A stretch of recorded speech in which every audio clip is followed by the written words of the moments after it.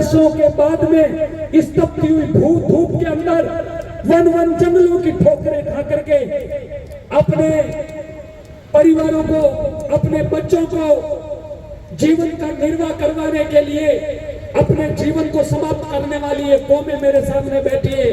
और आज जब कोई शिक्षित व्यक्ति आकर के कोई उनको जगाने का काम करता है तो आपके दिल में दर्द होता है। और वो क्यों होता है? क्योंकि आज तक आप जितनी समाज में मेरे सामने बैठी हो, मेरे जैसा कोई ठेकेदार आया, उसने कहा कि भाई देवासियों के वोट तो मेरी इस जेब में, कालबेलियों के वोट तो मेरी इस जेब में, और भी कोई वंचित समाज के वोट मेरी इस जेब में। अब उनको लग रहा है कि हमारी जेबें खाली हो गई, तब उनको दर्द हो रहा है, तब उनको दर्द हो रहा है। इसलिए सजग हो जाना, अपनी शक्ति को पहचान लेना, और अब नहीं जग पाए तो फिर तुम्हें जगाने कोई लाल सिंह नहीं आएगा, फिर जगाने कोई नहीं आएगा। बार बार यही काम है क्या? लोग आते रहेंगे, तुम समझ नहीं पाओगे, वो बेचारे अपना काम करके चले जाएंगे, आप लोग उसी जगह पर बैठे रहोगे। अब जग जाओ। 21वीं सदी में आप सब लोगों को ये पहचान करनी पड़ेगी कौन आपका है, कौन पराया है। इसको आज भी नहीं समझ पाए तो फिर कभी समझ नहीं पाओगे, ध्यान रखना।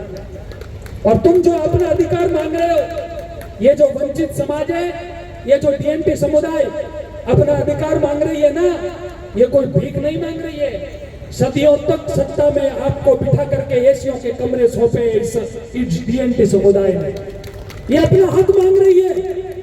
जिसने अपने अंगूठे को दबा करके आपकी सत्ताएं खड़ी की, आज वो यदि आपसे कुछ मांग रही है तो वो आरोपी हो गए, वो जेलों में डालने के लिए खड़े हो गए। आज ये जेल भरो आंदोलन क्यों लिखा गया? आपको दिया, खूब दिया, झोली भर भर के दिया, और जब मांगने की बारी आई तो उनको उठा उठा करके जेलों में डालने लग गए। क्यों भाई? ये दोहरी नीति नहीं है। अब ये सब समझ चुके हैं, अब सब जग चुके हैं। आप ये संकल्प लेकर के जाइएगा कि मैं अपने जीवन में ये संकल्प लूंगा ब्यावर की पावन भूमि से। मैंने तो लाल जी को जयपुर में पहले दिन ही कहा था, ये लाल जी बैठे पूछ लो, उसी दिन मैंने कहा था ये ऐसे नहीं सुनेंगे।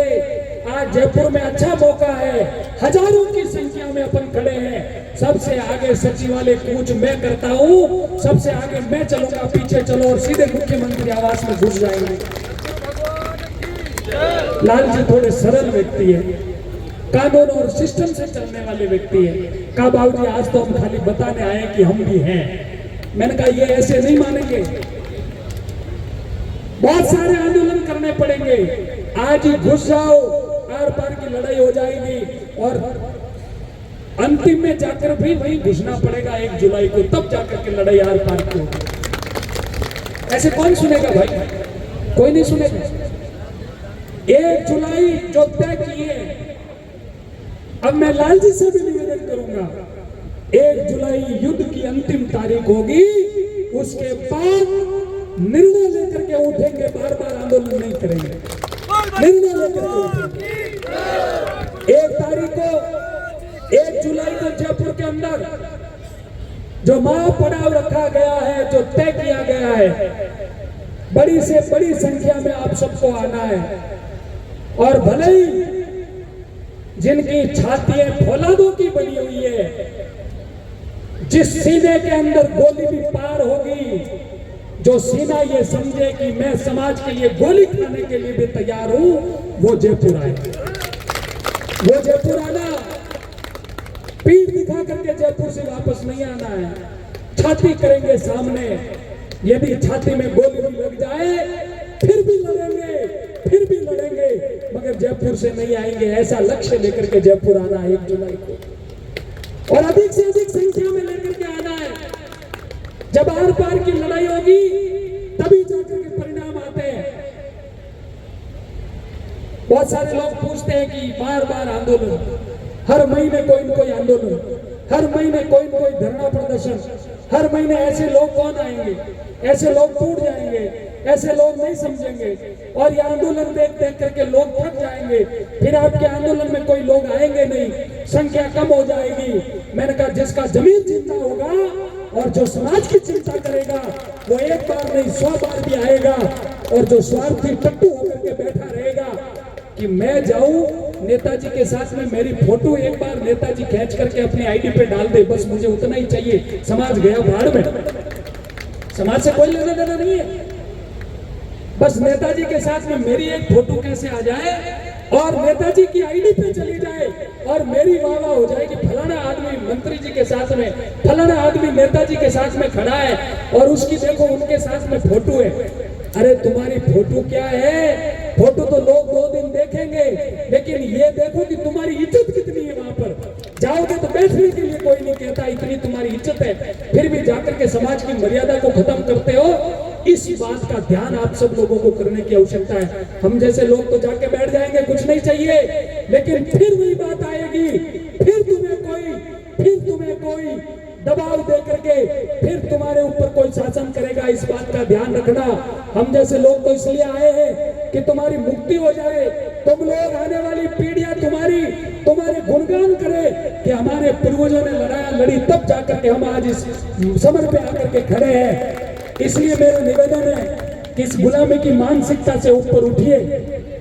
कोई कुछ नहीं करने वाला, तुम्हारा घर कोई तुमसे थोड़ी छीन लेगा, तुम्हारे हक और तुम्हारी जो घर की रोटी है वो तुमसे कोई छीन थोड़ी लेगा। तुम्हारे घर में गेहूं और बाजरे की बोरी पड़ी है वो कोई लेके नहीं चला जाएगा। किसी की हिम्मत नहीं है, लेकिन डर गए तो तुम्हें खुद को उठा करके लेके चला जाएगा। और यदि शक्तिशाली रहे, मजबूत रहे, तो किसी की मजाल नहीं है, चाहे वो सत्ता में बैठा है, चाहे भले ही वो किसी सत्ता के बाहर हो, तुम्हारे ऊपर आग उठाकर भी नहीं देख पाएगा।